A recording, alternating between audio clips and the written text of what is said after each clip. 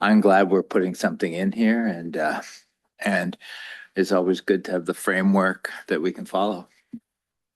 Yeah, we're better off to be sure that we have clear rules and regulations around that. And I think that's probably where we're going. And I think that's good.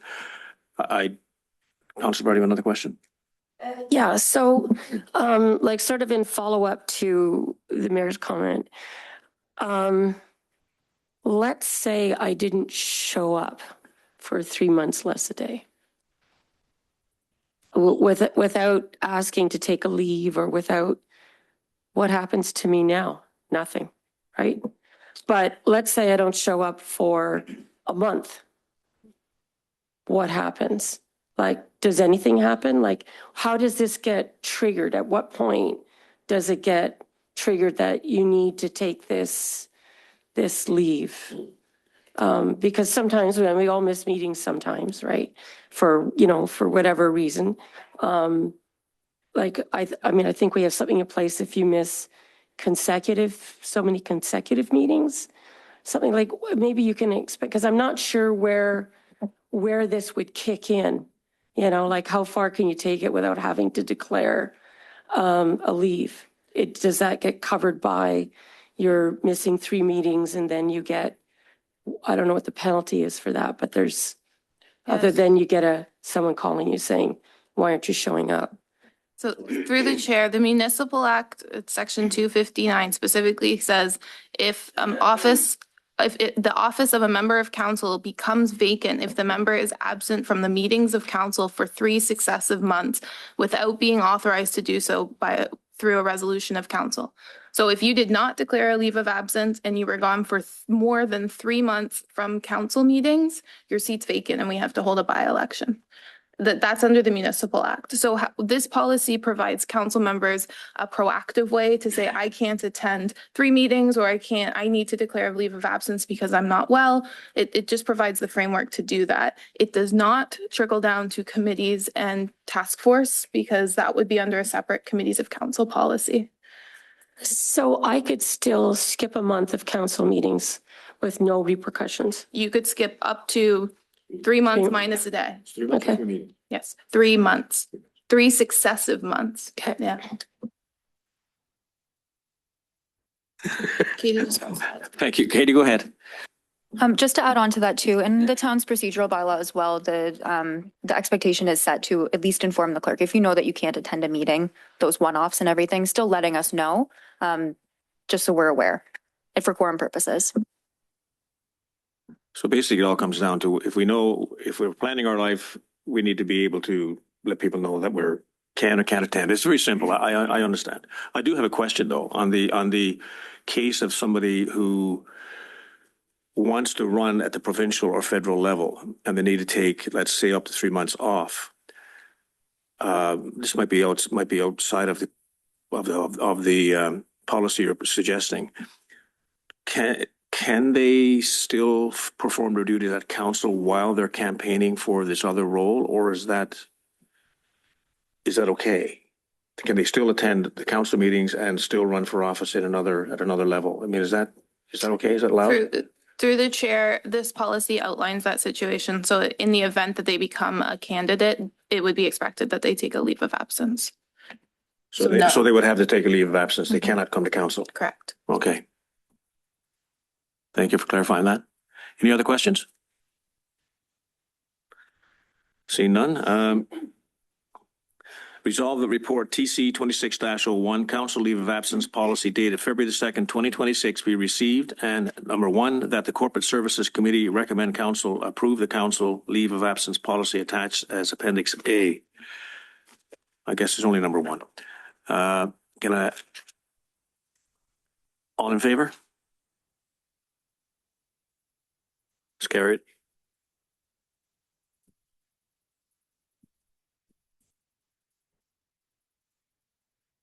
And I have a mover and seconder to get the election sign bylaw update report on the floor for discussion. Councillor Vardy, Councillor Howe, Katie, you're up again. You're going to be very tired of hearing my voice with all No, of our never. reports. Through you, Chair. So the town's current election sign bylaw required significant updates just to reflect best practices as well as legislative compliance, just following a comparative scan across Niagara municipalities. Major amendments do include an election sign permit and deposit. So this permit or deposit, sorry, is $250 for mayor or and regional councillor and $200 for ward councillors. There are sign size requirements outlined as well. So 5 feet by 5 feet, outlining powers of entry for inspection purposes. Candidates placing signs in wards that they are registered in before they could place it, technically, based on our bylaw, could place them wherever. Now it would be outlined only within the ward you're running. And there's additional details regarding election signs on motor vehicles. So now that this proposed bylaw is in closer alignment with neighboring municipalities and continues to support the fair and transparent management of election signs. So I'm happy to take any questions if you have any. Councillor Howe, you were first. If I can, a couple of questions through you, Chair. Katie, where did they come up, or why did they come up with 5 by 5? Because that's not a common size of a board, be it drywall or plywood or why not? 4 by 8 is a standard. I'm just thinking 5 by 5 is.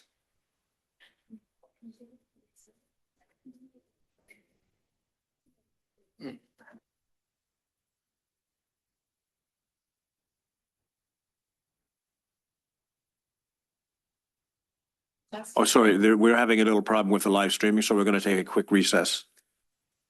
2 minutes? Maybe 5.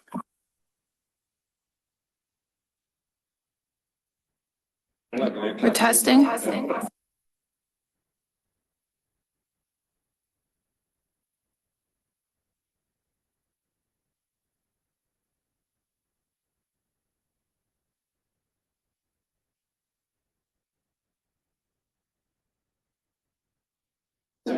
Testing.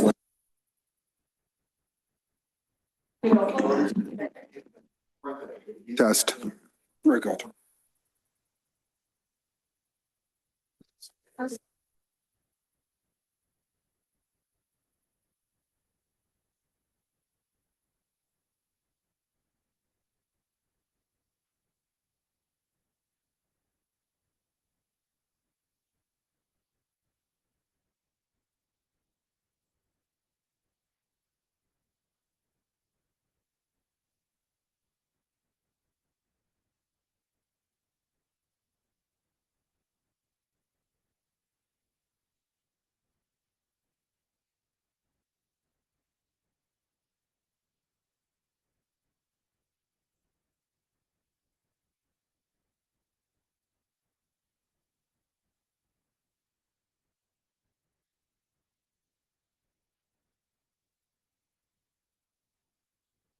Thanks. Okay, I'm going to bring the meeting back to order. I think the live streaming is gone for now, but we're going to continue and the meeting will just be recorded. So, okay, so we were, just in case we missed it, needed a mover and a seconder to get the election sign bylaw on the floor. Councillor Vardy and Councillor Howe moved and seconded that, and we asked Katie to go ahead. So Katie, now you can go ahead. Thank you, through you, Chair. So prior to the old sign bylaw was, I believe, 50 square feet. This 5 by 5 is to not impede sightline. So if there's a sign on a corner or something, we don't want people visibility being hindered. I can, I won't beat the dead horse, but 5 by 5 is an odd size. If you go to buy anything, it goes to the lumber yard, find something 5 by 5, you're not going to get it, but it's a special order. I can't understand it, but anyways, stuff happens. That's that. The reason for the 2 different fees, like the mayor, and the regional council, I understand, that they're putting it out there to a larger area and more of their signs can be around, but they're usually playing with a few more dollars than a ward councillor is going to be playing with and comes into play. So, but to me, we're all created equal. And the same amount of work for staff to do it. I'm just surprised by the 2 different fees If you want to just comment on that or. Sorry, are you saying two different fees, one for mayor, one for councillor? Yes. Okay, all right. Councilors is 200. Yeah. Council, for instance, 200 and the mayor is 250 ward, and there's a couple others in there, but there's the difference. I don't understand Want why. to go on? Yeah. Through you, Chair. So, I mean, the same goes for the filing fee too. The mayor pays a $200 nomination filing fee, and then the ward councilors pay a $100. Given it's not quite the same. The mayor's elected at large, whereas councilors are only focused on their own ward, right? So there's more work, more campaigning, more signage, more everything. Yeah, I think it's kind of the gist of it right there. Yeah, there's a big difference between canvassing the whole town versus canvassing a ward. Yeah. Yeah. Are you done? We have two different. Yeah. Okay.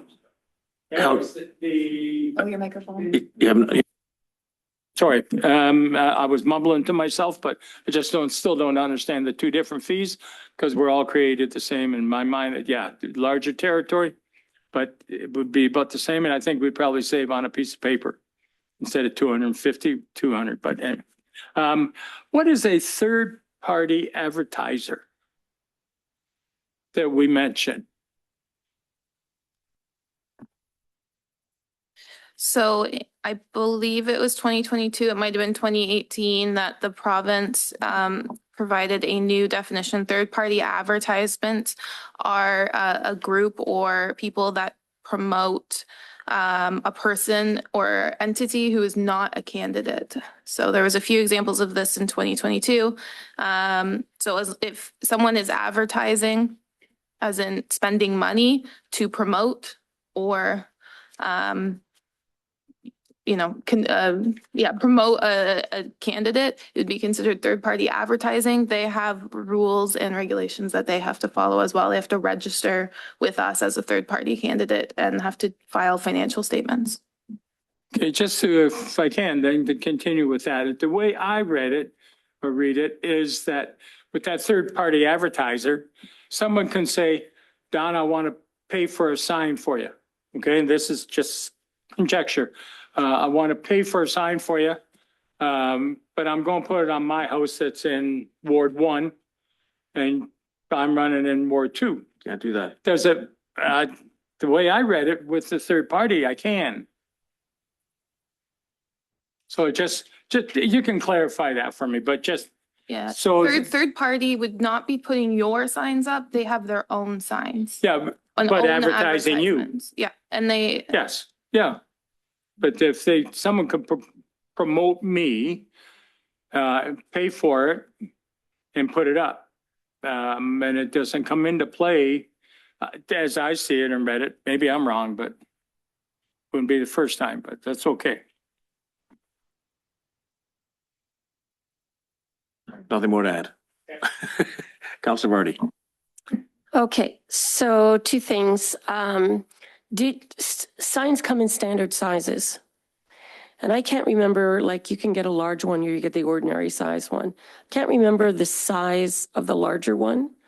But I want to make sure that it's going to fit into the 5x5 because that's going to be problematic for people because like we won't be able to buy signs because they come in standard sizes. So did we look at what the standard sign sizes were for Yeah. election signs? through the chair, this was all done through the local area municipality clerks. So this bylaw is coming forward to all municipalities with this. I believe it's St. Catharines has already passed this bylaw for this size for their by-election that they had last time. So this wasn't a number we just randomly picked. It was determined across all 12 municipalities. Some might change it.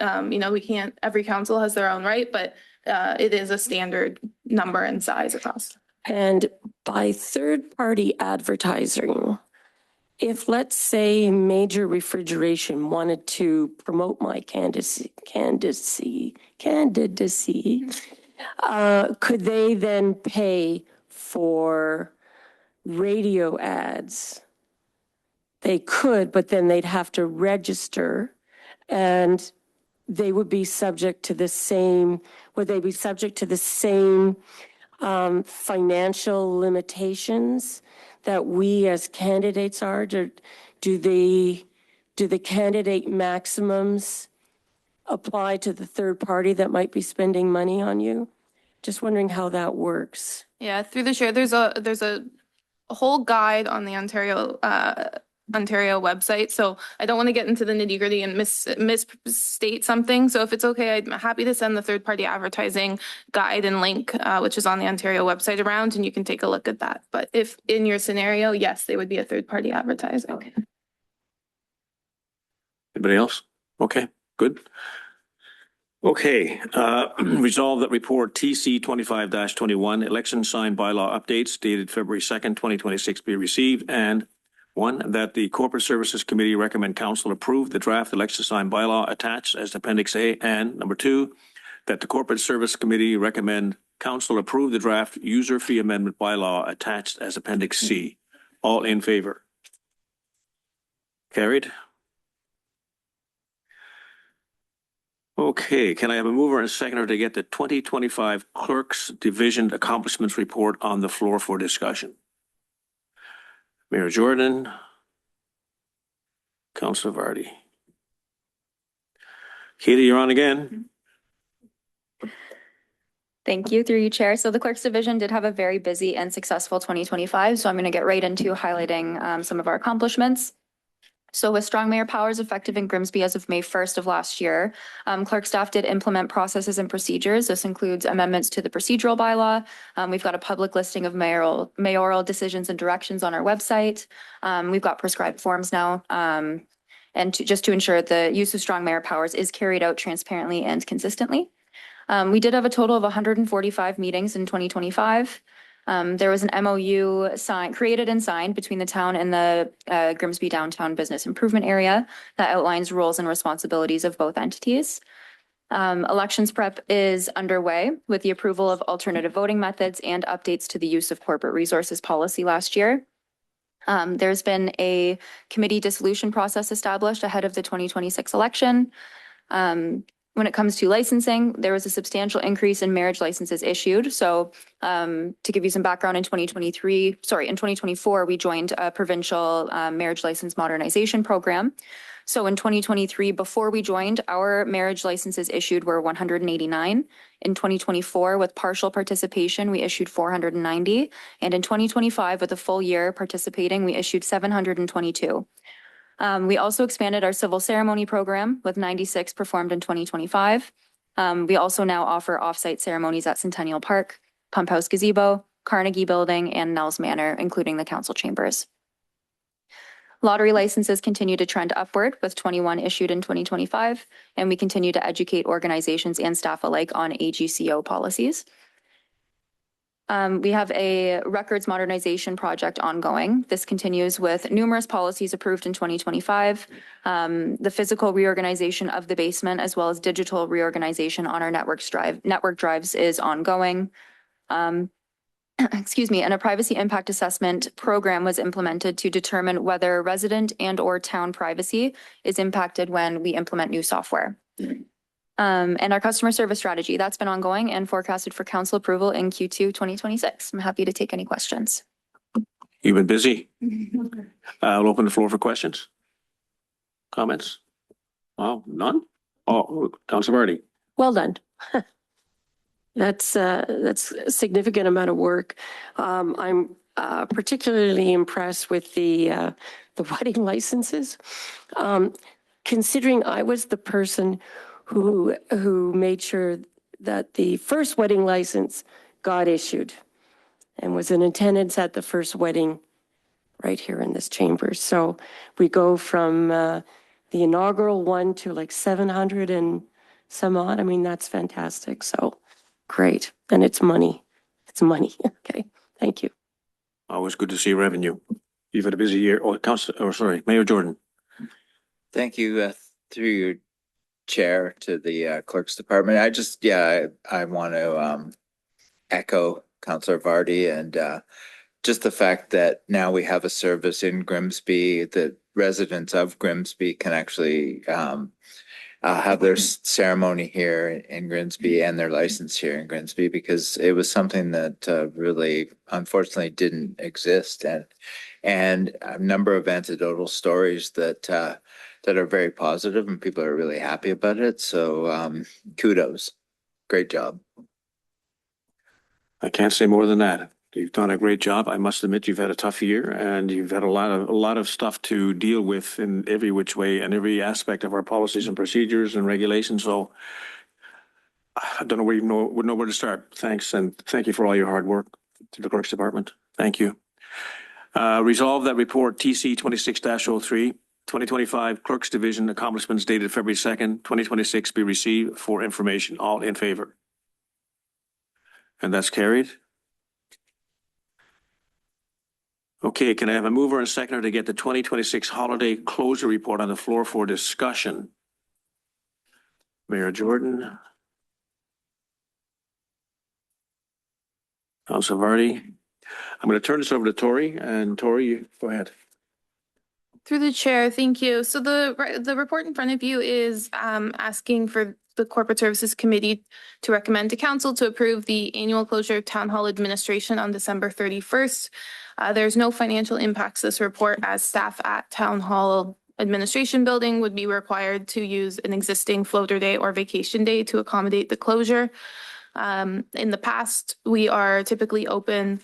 For example, in 2025, we were open December 23rd, closed the 24th, 25th, and then back in the office the 29th, 30th, and 31st. Historically, services have been pretty low, with under 15 people coming into Town Hall on that day, both in 2024 and 2025 when we were tracking it, and predominantly for dog licensing, which is an online service available. I'm happy to answer any questions. Councilor Vardy. I wonder if you could just repeat that, because I kind of got lost. So you're closed the 24th and 25th. What about the 26th? Correct. So the stat holidays are the 25th, 26th, and 1st. Okay. Through the collective working agreement, typically you'd have a half day on the 24th and a half day on the 31st. Staff have chosen to do December 24th as a full day, but so those are the 3 days that are covered through existing stat holidays. This would be we're just not seeing the demand of service. We're having to staff the full building. We need representatives from all the departments. So we're bringing in a lot of staff on a day that it's not necessarily needed. And it's would really promote, some work-life balance here over the holidays as well, because people are taking it off anyway. So it's a struggle to get staff here. Okay. So New Year's Eve will be a day off, statutory day off. The 31st of December, sorry, New Year's Eve. through the chair, yeah. So it won't be a stat day off. It'll just be Town Hall administration is closed. Okay. Other facilities such as the arena and operations center would continue to operate, but the staff that are within this building would have to use an existing vacation day. So does that mean that staff have to take it as a holiday, like an official holiday? So they. Through the chair, yes. So So it that's comes why off. we want to get this approved now, so staff are aware that they need to save a Okay. holiday for this So day. it's not a free day. They have to take it as part of their holidays. You got it. Yes. Okay. And if something needs to be done on an emergency basis, we still have the operations center open for that on the 31st. So we're covered that way. Yeah, through the chair, both the operations center and the Peach King Arena will be open, so there will definitely be staff available. And of course, emergency services would operate as normal as well. See no questions or comments? Resolve the report TC 26-04, holiday closure 2026, dated February 2nd, 2026, be received, and that the Corporate Services Committee recommend Council approve the annual closure of Town Hall administration on December 31, with affected staff utilizing one existing floater or vacation day to accommodate the closure. All in favor? That is carried. Okay, can I have a mover and seconder to get the 2025 ITSE accomplishments report on the floor? In other words, our technology report on the floor for discussion. Moved by Councilor Mayor Jordan, seconded by Councilor Howe. Philippe, you're on. Through the chair, thank you. 2025 was another busy year. for the ITSI department. The team met the challenge and completed their work plan effectively. The report before you highlights a few of the major accomplishments. Just to point out a few. First, ITSI works hard on a daily basis supporting the technology needs of the corporation. We completed 1,749 calls for service and support day-to-day.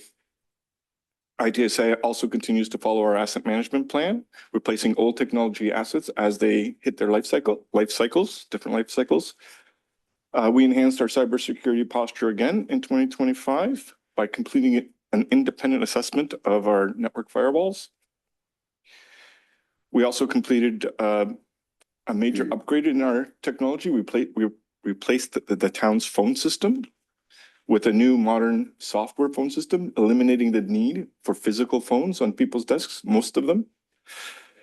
And lastly, I'll like to highlight the work of the ITSI staff in rebuilding the major refrigerator Peach King Center network. We took that network down and we had to build it back up with new modern equipment, state of the art. So that's all in the back rooms of the major refrigerator Peach King Center, but it's all there, it's all working, and we're proud of that accomplishment. On behalf of the town, I'd like to thank the ITSI staff for all their hard work and their commitment to the town. And I'd be happy to take any questions, Chair. Are there any questions? Well, yes, yeah. I'm just going to say Councilor again, Marty, go ahead. well done. So, you know, I've always found, you know, staff in your department very, very helpful anytime I had a problem, and most of these problems I probably created. So, and they were always like polite and patient. So thanks. Well done. Yeah, I'd like to echo that too, Philip. I mean, take that message back to your staff. You've always been, whether I'm remote or at home or here at the office at the town hall. I mean, you guys are there at the drop of a penny. You're just there to help at all times, which is fantastic. I know it's an ongoing challenge trying to keep technology up to date because you're always 6 months behind, even when you think you're ahead. You're 6 months behind, so it's difficult to keep up with it. So congratulations for a great year, and thank you for those accomplishments. I do have one question. I'd like one thing I want you to take away, which I've experienced in some of my activities or events this past year, and that is the collection of money. The town hall does not take credit cards. I don't know if that's a technology problem or if that's something else. So I don't know if we can look at that. For example, when we have events, collecting money from people who want to attend those events from admission is an absolute nightmare. So I don't know if that's a technology issue or something else. I'm sure technology is in there somewhere. So can you take, I don't want you to address it, but I mean, can you take it away and look at it and come back with something on that? Because it needs to be fixed for sure. Other than that, congratulations, great year. Thank you very much. Resolve that report ITSI 26-02, 2025 ITSI accomplishments dated February 2nd, 2026 be received for information. So do you have a question? Yeah, through you Okay, to you're still okay. Philip. Just want to echo the accomplishments you've done and the hard work you've put in, and just making Grimsby a cyber safe place is really important because the downside is really down. So I just want to again re-echo the echo, and great job for all staff. Thanks. So resolve that report ITSI 26-02, 2025 ITSI accomplishments dated February 2nd, 2026 be received for information. All in favor? And that is carried. Okay, can I have a mover and seconder to get the 2025 Municipal Law Enforcement Accomplishments Report on the floor for discussion? Councillor Howe. Councillor Vardy. Henry, you're up. Thank you, through you, Mr. Chair. So the report you have in front of you today covers some of the statistics from 2025 along with our big accomplishments. So just from the statistics point of view, in 2025, municipal law enforcement saw an 11% increase in overall investigations compared to 2024. With that biggest increase coming in our parking complaints, which saw a 28% increase versus 2024. The table found within the report actually outlines the total number of investigations starting in 2021 all the way to 2025. Under municipal law enforcement, we also have animal control and dog licensing. So HSGN is the third-party enforcement agency that goes along with our DocuPet system to ensure that dogs are licensed, dogs are kept on leash, and basically anything to do with animals. So HSGN had responded to 652 concerns made by residents. That is a astounding number when it comes to the actual sheer size of Grimsby versus the actual population versus some other municipalities within the Niagara region. Along with that, HSGN had issued 30 Part 1 provincial offense notice. That's kind of like your when a police officer issues a ticket on the street, it is a provincial offense notice, kind of along the same lines for violations under our Animal Care and Control bylaw, along with 2 charges under DOLA, which is the Dog Owner Liability Act. So this is where we're holding dog owners liable for their dog's actions if they harm another individual or other animals. So that involves the prosecution and then the potential seizure of that animal. With our dog licensing, we continue to utilize DocuPet. We have seen an increase in dog licensing to 1,306 compared to 1,273 in 2024. So that is a good increase. That shows that our messaging is getting to the residents and they are getting their dog licenses. So we continue to partner with HSGN to ensure that we follow up with all individuals. I know that municipal law enforcement sometimes comes with a lot of conflict, but one really good stat is HSGN utilized DocuPet and reunited 18 people with their dogs just this past year, just utilizing DocuPet alone. So that alone right there pays for the service itself, just to ensure that those 18 people have their pet. Some of our major accomplishments in 2025 was AMPS. So AMPS allows a municipality to issue penalty notice for parking and non-parking matters. We currently have our Let's Talk Grimsby page open and live for any questions that we have from the residents, and that we will continue to utilize our social media pages to ensure that we educate the residents on the new AMPS bylaw. Another accomplishment is our private property parking bylaw. So a private property parking bylaw allows municipal law enforcement to enter onto lots that apply to the town for enforcement.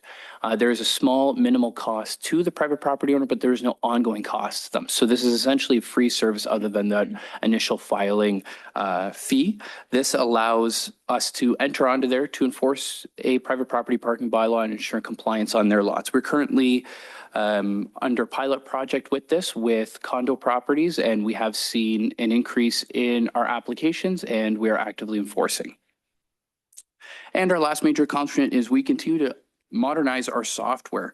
So we continue to work with Cloud Permit to upgrade our investigation tracker. So essentially residents are able to go on to Cloud Permit to make complaints, follow their complaint through its progression of the investigation. So that is an increase in customer service there, just to ensure that we inform residents of what is going on with their complaint. Another software improvement that we've done is that we've brought GTechna on board to improve our penalty notice software. So that means officers will have the ability to print out tickets in the field rather than handwriting. So this will be a more professional look on the municipality itself. It also allows a real-time upload of that penalty notice. So it allows the residents to dispute them faster or be able to allow our front counter staff or other municipal law enforcement to be able to answer their questions so that we can better our customer service when it comes to that. For the year 2026, we will continue updating our software and then find further efficiencies to ensure improved customer service. We will continue our AMPS implementation, and then we also are creating a right-of-way bylaw, and we continue to put education first to ensure our community is safe and clean. At this time, I'll take any questions if there are any. Any comments or questions? Councilor Vardy. I have a question about the dogs. It seems like a lot of calls about dogs. So what I'm wondering, are the calls for the same dogs? Like, are we, like, have we got like repeat canine offenders here? Because it just seems like a lot of singular incidents. Go ahead, Henry. So I can agree that there are some hotspot locations that where dog owners do tend to take their dogs. So most of the time, those are areas that are more sheltered from the roadway. So they're, I wouldn't say easier to find, but it allows that sense of cover from the public eye just to avoid those complaints. But we can assure you that residents do continue to file those concerns, and we continue to do proactively patrol those parks because we work with HSGN to ensure that we have effective service. Yeah, but I still kind of didn't get to my question. Are there, because there's so many calls, are there some kind of chronic offenders in the canine community? So I can say that we do have some chronic offenders. That is a big part of that stat of those 30 Part 1 provincial offense notices along with those 2 DOLA cases. So that's where that progression within our enforcement tactics has resulted in the need for charges. So therefore, that's why those stats are up, and we will continue to hold those individuals accountable.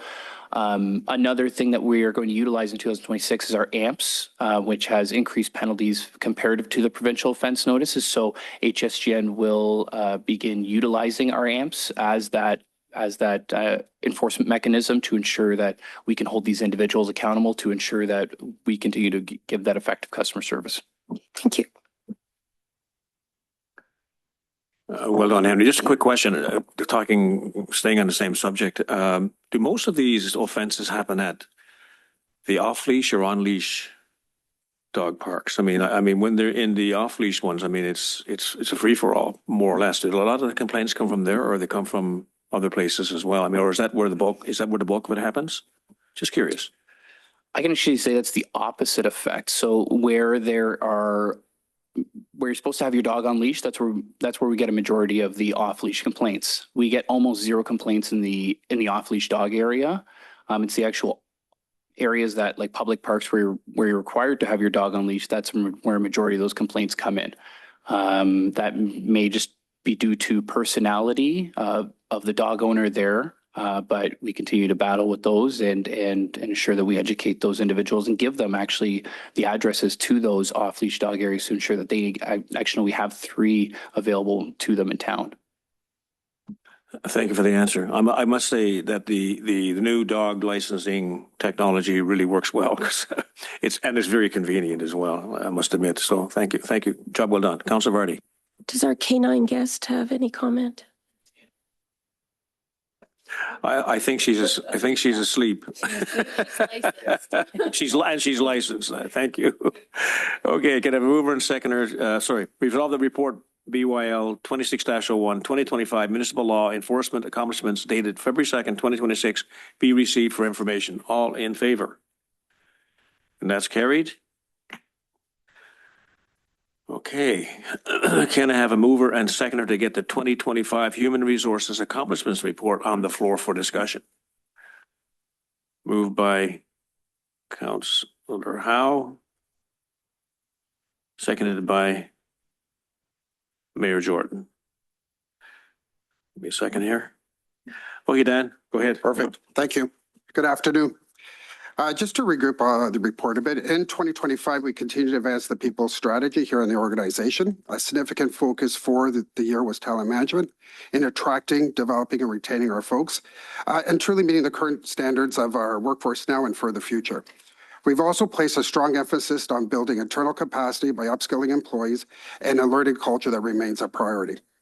One notable achievement for the year is being recognized on the national stage for our HR program among both public and private sector organizations, which was a meaningful achievement, not just for the HR team, but also for the town as a whole.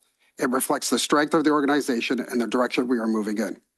Overall, we continue to build a modern municipal organization that prioritizes learning, employee development, and service excellence. And to close, with a skilled and supported workforce, we are better positioned to serve our community at the highest level. So we're very happy about the achievements. There's a lot happening behind the scenes, and we thank this committee and council as a whole for all your support. Thank you. Questions, comments? Councillor Vardy. Well, again, I'm just very pleased with, with the initiatives that you've brought about. I read the newsletter that comes out, I don't know if it's every week or every couple of weeks. And I just, again, I think, I don't want to keep repeating it, but I think we're all doing this, the staff are doing like a really great job. And, well done. And I think morale is good. You make sure that, there's a lot of events that people can participate in. And I think these things are all very positive. Mayor Jordan? Again, yeah, another positive report. It seems to be a trend, which is really good. And again, great job, Dan, and your team. At the expense of repeating everything. I'll certainly echo those comments, and I must say that I've seen a huge difference. When I say difference, I mean like a progression in the right direction over the past last term versus this term in terms of our staff, how they're working together. I mean, their attitude towards the general public, and I see a big difference. And I must say that our personnel and our HR programs seem to be working. And I congratulate you for heading those up and make sure they get done. And I believe you have a lot more interaction with staff with special events and special training. I think you've upped your game on that as well, which is really great. And congratulations for getting that award, which I think was. And we should keep broadcasting that because very few municipalities can do that. Thank you for all your hard work. Thank you. Thank you.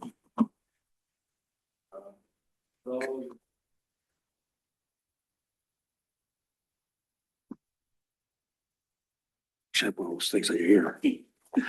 Resolve the report. CEO 26-02, 2025 Human Resources Accomplishments dated February 2nd, 2026 be received for information. All in favor? And that is carried. Okay.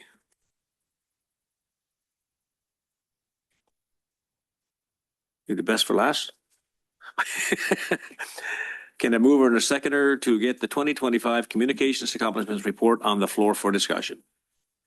Councillor Howe. Councillor Vardy. Christina, the floor is yours. Through you, Chair. No pressure here to end on a high note. So the report provides a year in review for the Communications Division, and it reflects the second full year since the role was established. It demonstrates the continued evolution of a centralized communications function and the value that it brings to the organization and the community. So over the past year, we really shifted the focus from foundational development to refinement and proactive engagement. Communications supported customer service, strengthened brand and reputation management. It expanded the town's digital footprint, presence, and it delivered clear and consistent messaging across multiple channels. The key areas of work included digital and social media communications, website governance, media relations, internal communications, emergency response messaging, and strategic communications planning for major corporate corporate initiatives, including events. The town's digital presence continued to grow across all platforms. So we saw growth in Facebook, Instagram, and YouTube, as well as LinkedIn. Sorry, I lost my spot. So growth through all platforms, and it supported timely updates, transparency, and good customer service. Communications also supported staff and customer service through social listening and aligning messaging to ensure accurate and consistent responses to residents and where we can in real live time. The division provided communications planning and on-site support for major corporate and community events, as well as strategic communications for priorities that included Downtown Reimagined, the Water Modernization Project, Fire Services, and the Branding Project. So just touching on a major highlight this year was the Branding Project. We used a comprehensive multi-channel engagement approach, and we really achieved some strong community participation. Significant progress was also made to the development of both a communications policy as well as a social media policy, and both are expected to be rolled out in early 2026. So I'll just leave you with three key takeaways. First, communications has matured into a strategic centralized corporate function that supports council priorities and major initiatives. Our centralized communication improves service delivery, consistency, and public trust by ensuring residents and staff receive clear and timely and accurate information. And third, communications efforts are delivering measurable reach and meaningful community engagement across digital platform events and other types of consultations. That's everything. Thank you. Questions? Comments, questions? Councillor Howe?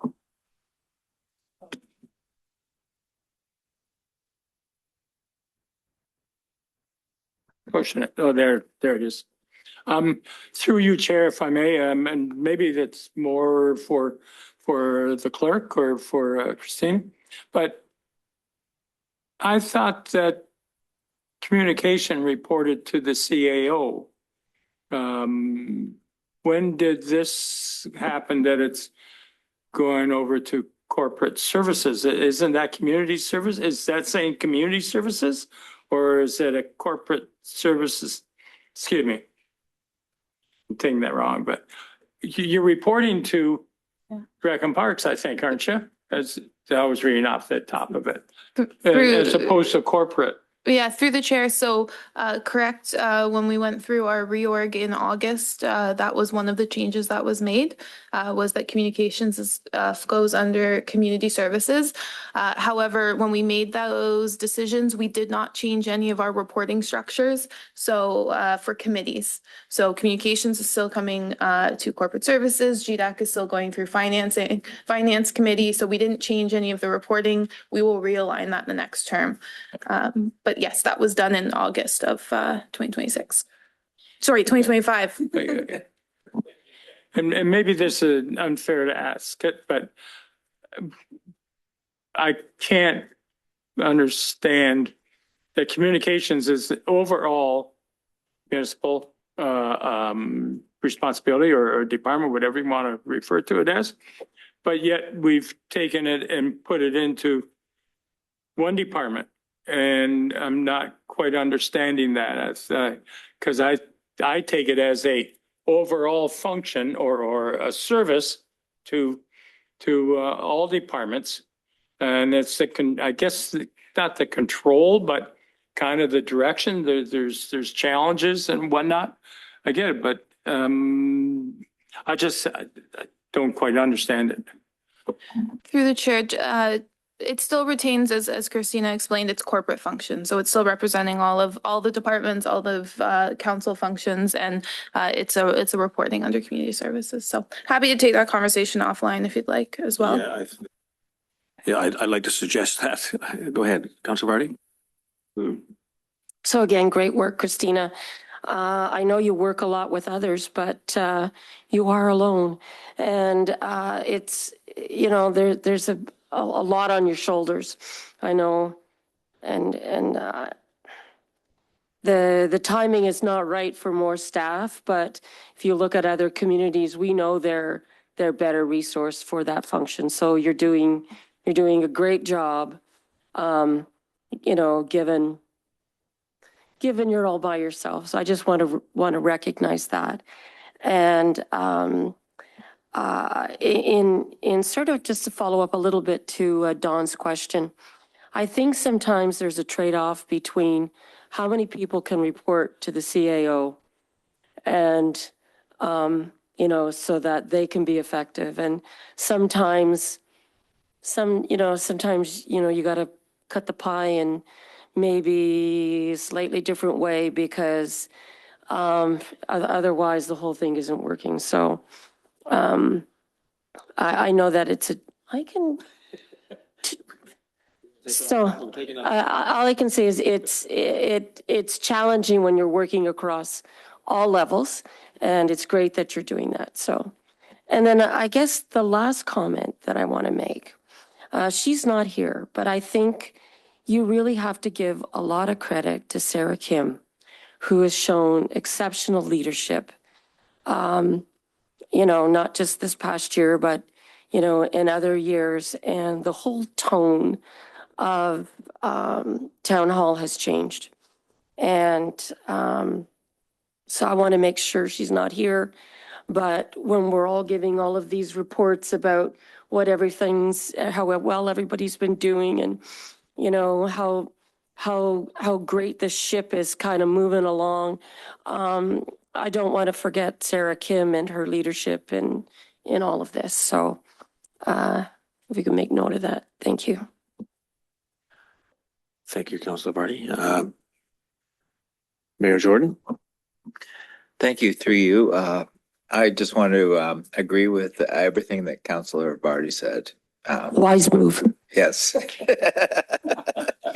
But yes, Christina, you're doing a great job, and Sarah certainly doing a great job of getting the culture back to at the town of Grimsby, and I'll talk a little bit more about that when we get to other business.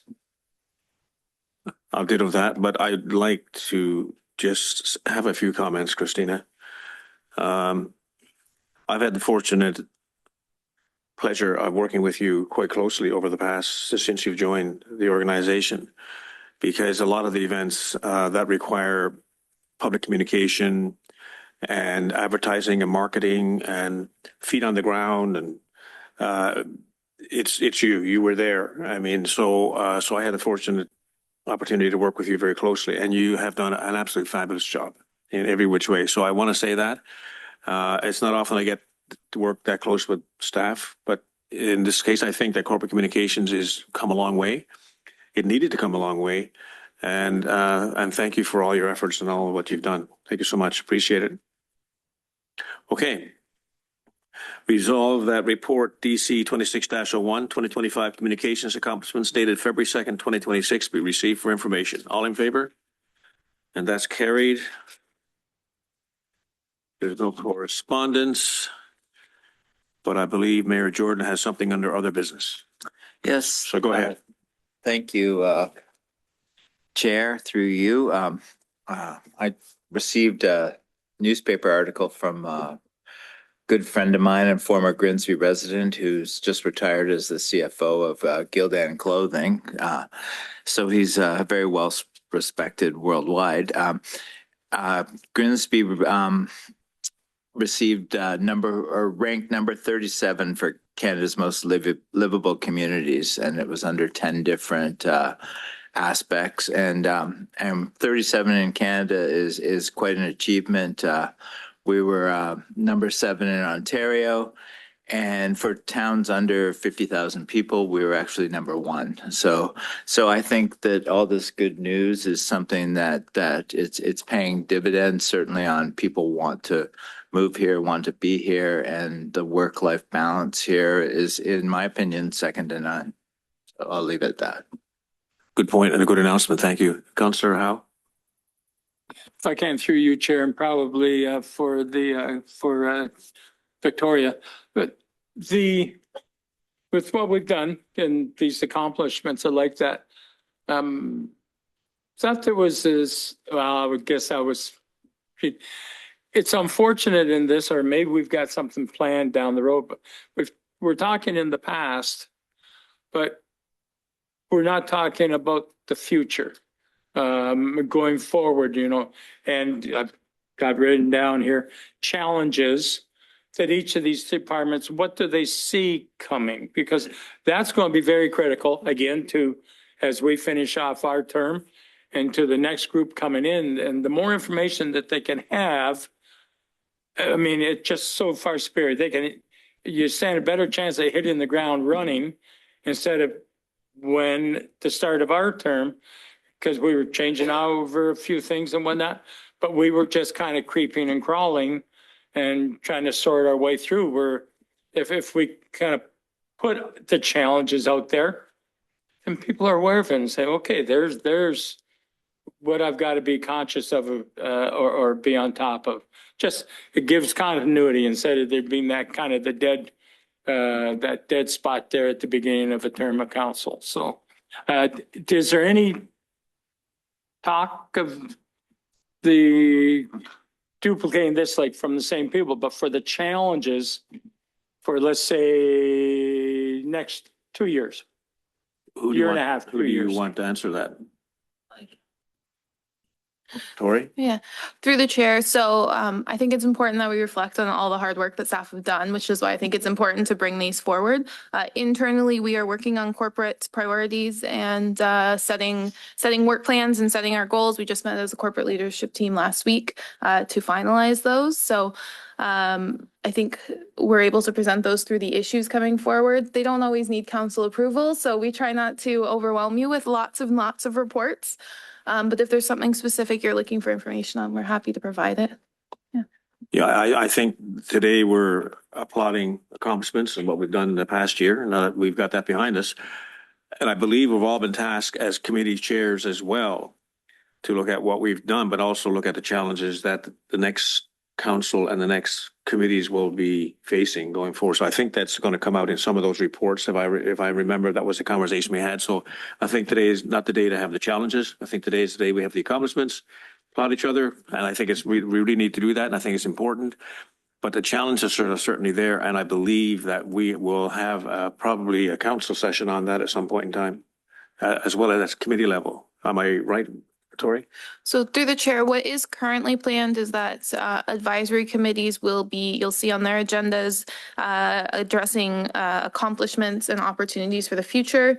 They will be reporting those to their standing committees in April and May. So that's a great time for those advisory committees to get their concerns, opportunities and how they see it unfolding in the future documented. Standing committees will be the same. So they are, standing committees will have the opportunity to put together sort of recommendations for the future. And I think that's a great time to identify some of the challenges, as well as where you see this committee going in terms of purview and perspective. So that'll be in June and we'll be reporting to council in July. And that's how we'll get those concerns and recommendations on file for the next term of council as we look at committee structure. Thank you, Tori. Does that answer your question, Councillor Howe? Yeah. Close enough? Okay. Okay, that's it for other business. Next meeting is scheduled for March 9th, 2026, same time, 12 p.m. Having said that, meeting is adjourned. Sorry. No, that's next one. Through the chair, I can just address that. So the fire, we will do accomplishments at our next meeting. Yeah. Okay, meeting adjourned. Thank you very much.